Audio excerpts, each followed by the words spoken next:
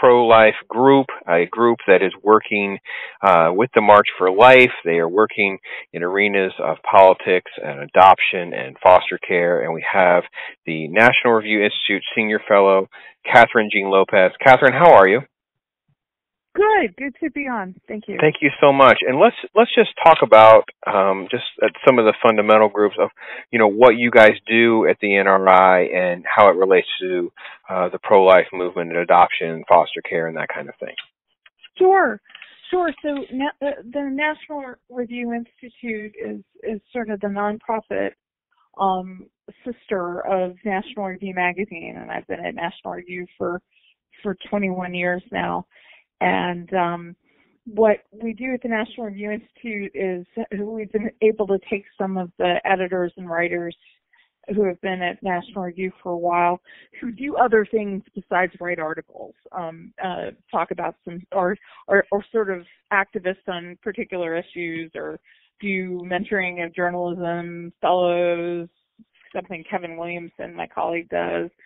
Lots of different things. David French, one of my colleagues, is a lawyer who does a lot of free speech issues, and so that's something he gets to focus more on. And in my case, we have a Center for Religion, Culture, and Civil Society that I direct, and the idea is that I'm able to shine a light on a lot of groups on the front lines of some of these issues. And in the last year or so, we've in particular focused on adoption and foster care. Knowing that, realizing that it's an area that pro-lifers and conservatives could afford to be talking a lot more about. We've got a crisis in foster care, modern-day orphans here in the United States and most of our communities that we need to be thinking a little bit more about. And I am so moved, I have to say, once people are aware, the generosity that families have, the openness they have to considering whether or not they may have a call to adopt or be foster parents is really beautiful. Now, not everyone is called to it, but when people start thinking on a parish by parish, church by church, community by community kind of basis, okay, what more could we do? Which is going to include some families can open their homes to a child temporarily, maybe to even keep a child out of the foster care system, be a safe haven for. There's a program called Safe Families that has been very active in evangelical churches, and Catholic churches are now picking it up in Los Angeles and in a particular way I'm aware of. And the idea is that if a mother, say, has to go into detox for a month or so and doesn't have any family nearby, there's going to be somebody in the community who can be a safe family and take her child in for a little while, so she doesn't have to get caught up in the foster care system. So anyway, we've been focusing a lot more on those areas in the last year, and plan a conference in Washington in the coming months, among other things. So really, you're hitting the bullseye in two-pronged ways of something that's so dear to my heart. One, in a personal arena, that when my wife and I had, I'm a pastor now, and we've been married for just under 20 years, and we had kind of felt called to pursue some adoption and look into it because of our past and things that we had made mistakes long before we found God, and we had been divorced, and we kind of didn't qualify for certain programs. It was just so much red tape. And then, more importantly, it seems like now more than ever, when we're having pro-life discussions, we're having abortion discussion, one of the first things a lot of activists try to say is, well, yeah, but you guys need to do a better job of taking care of the kids that we already have a problem with. Yeah, you're right. So your group is really there on the ground trying to help guide folks in the right direction. And you just said it. You're seeing an incredible response when people find the need, right? Foster care, adoption, this is definitely part of the pro-life group, and you've seen the reaction from the communities. Exactly. It really is a beautiful thing to see how many people want to step up to the plate once they realize what's going on. There was a panel discussion I'd like you to speak about, and that's called Love Saves Lives. And I know that it really just is at the crux of really what we're talking about. So the March for Life last week in Washington, the theme was Love Saves Lives. Right. And so I moderated a panel for the March for Life has a convention, an expo, they call it, the day before. Okay. The actual march, and I've been moderating a panel for like the last 5 years or so, in the same venue, and the idea is that we highlight people who are leaders on the ground, and so we had Kelly Rosati from Focus on the Family talking about foster care. She herself is her and her husband are foster parents who have adopted, and talks so beautifully about all of the issues that come up. But I mean, there's trauma that you're dealing with that these children have experienced, and there's such a need for support around the family, because there are extra challenges that come with that, obviously.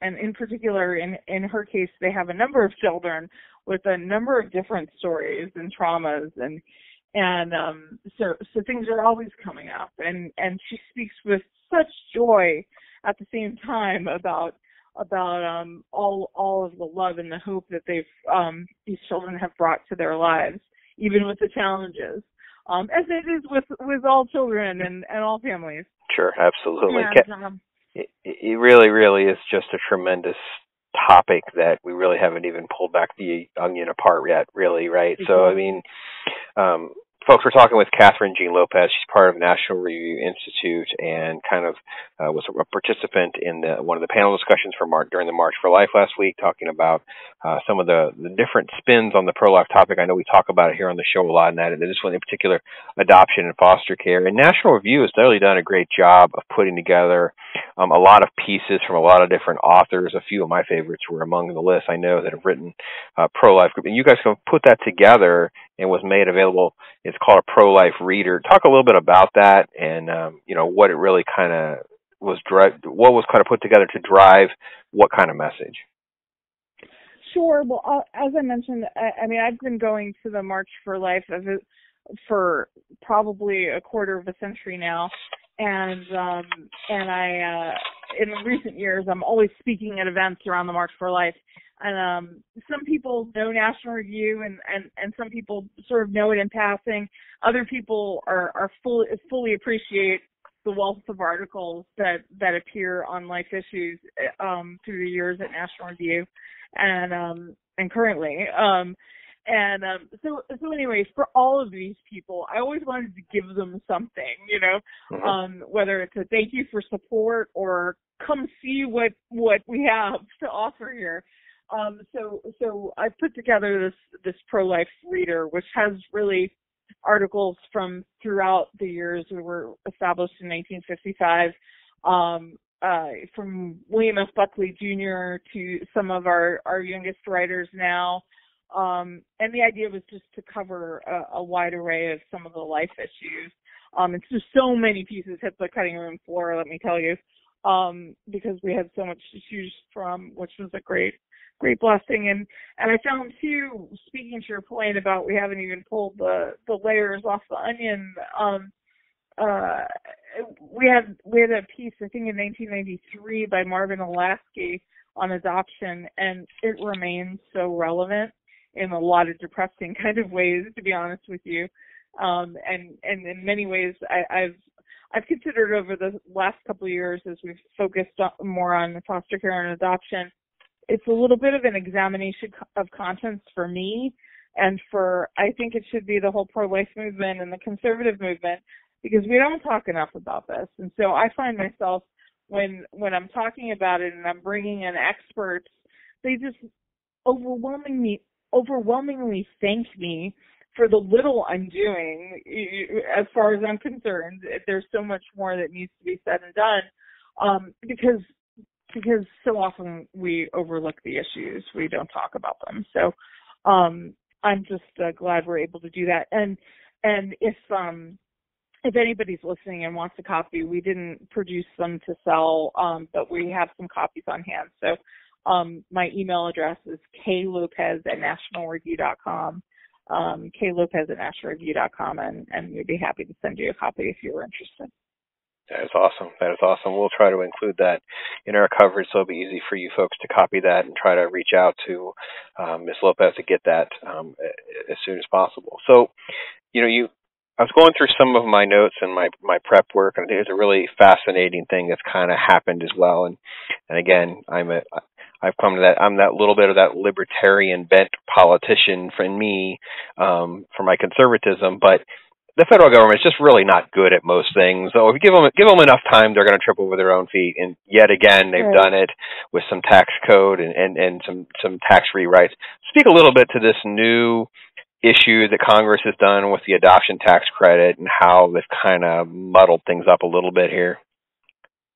Sure. So first of all, I would like to recommend to you, Kevin Williamson had a piece, one of my colleagues last week, on the March for Life and why it's important and why being pro-life is important. And he wrote it from a total libertarian point of view. Yeah. Like, he's a libertarian on stuff I'm not libertarian on.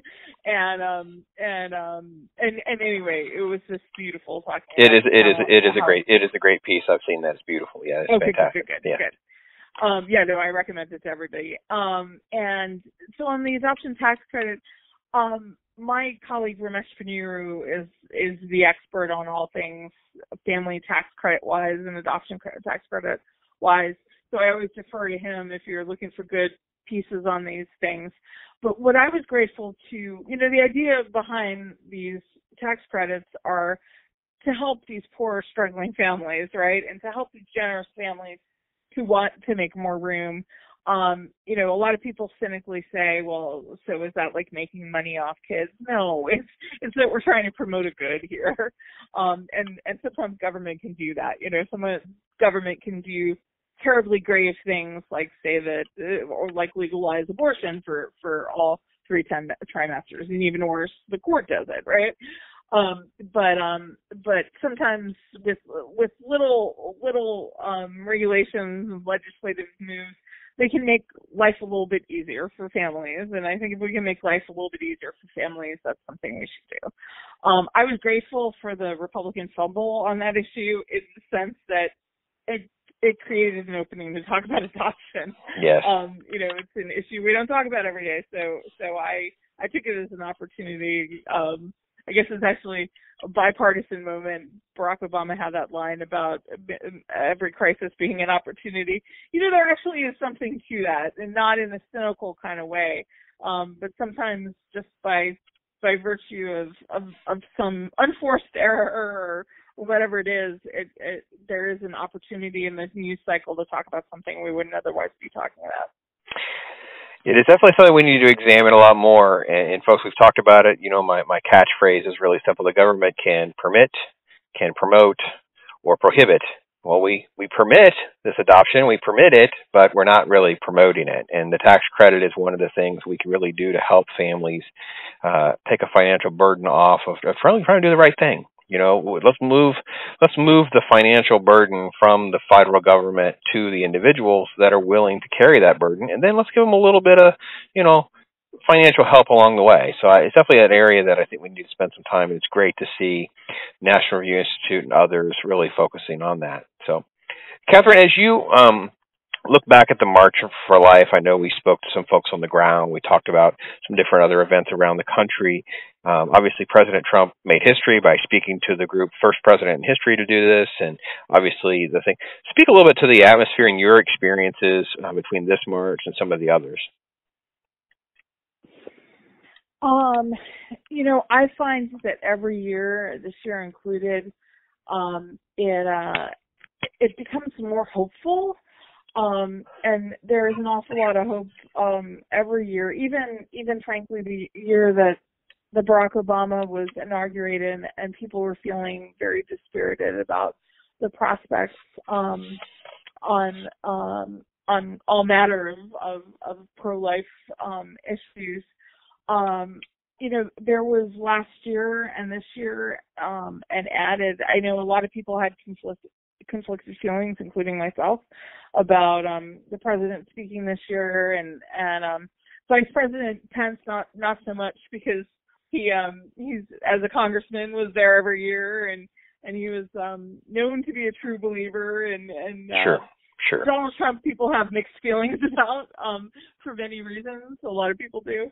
But you know what? I'm grateful that whenever the office of the president and the vice president and the speaker of the House can be behind this crucial human rights issue.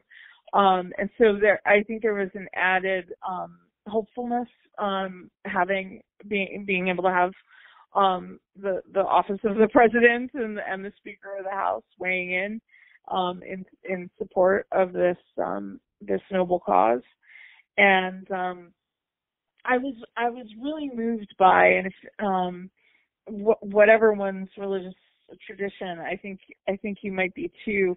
Cardinal Dolan from New York is the outgoing head of the Catholic Bishops Pro-Life Committee, and he gave a homily the night before the March for Life at by my former alma mater, Catholic University. And he spoke about Martin Luther King and civil rights, and how Reverend King would be a leader of this cause, because it was so consistent with everything that he was about, and the need to talk about this issue and those kind of civil rights, making a civic argument, in addition to many of us believe by faith that these children are created in the image and likeness of God, and so we have to defend them. Well, I also ran into atheists at the pro-life march. This is something that we can and should and do have common cause on. And I'm deeply moved every year, this year included, by the number of young people who want to be and are being creative about reaching their compatriots, their age group, their friends, their classmates, creatively, and talking about women's rights and what's good for the individual, and just being creative about the way we talk about this, because all of these things are true, and so you don't have to stop with I'm pro-life, I'm pro-choice. The polling numbers that we see every year, there's Marist polling that's been commissioned by the Knights of Columbus for the last over 10 years now. That's consistent with Pew polling and other polling that just shows us that the majority of the people who describe themselves as pro-choice are pro-choice because they want to know that a woman in a difficult situation has choices, right? And so once we start doing a better job as a pro-life movement, the pro-life movement talking about what those actual options are, if you're in a difficult situation, who is there to step up to the plate to help you? Well, then people feel free to say, yeah, actually, I believe abortion is wrong, so step up to the plate to support some of these groups. So I think there's a more confidence about this issue, and more desire to be creative and compelling and confident in talking about some of the options that really exist out there. Well, I couldn't agree more. I really think that the culture is really shifting very rapidly in just different ways. And the old pro-life approach, I got to be honest, even visual aids of abortion, that's just not the way the millennial generation and going forward it's going to be reached. That's just not how they approach things. They're just going to approach things differently. We're in an age where the human is like Sam Harris, for instance, is against abortion. He's a human. He's like, I believe in people. I can't go killing them. I mean, so there's an avenue there to find some common ground. Scott Klusendorf has been this great apologetic sort of approach to science and what's life and what's not and all that. So everything is evolving very, very rapidly. Ben Shapiro has really become a great advocate on college campuses now, dealing with abortion and pro-life, whatever, to college students. And we've seen a huge shift now in some of those videos moving and going viral because people are seeing their arguments sort of debunked. And I think that's exactly what you're saying is, it's a different arena, a different ball game. People are being creative, they're being innovative, and the value of life is now being transferred to another generation. It has been a great chance to talk to Kathryn Jean Lopez. We appreciate her giving her, get her email and all this other stuff clarified. Make sure you have what you need to reach out, connect, follow National Review Institute, follow National Review online, and really keep up to date on what's going on. So stay with us as we go on and with a few more topics along this arena before we get into some pop culture movie news at the end of the show. We have a lot of great faith-based films coming up.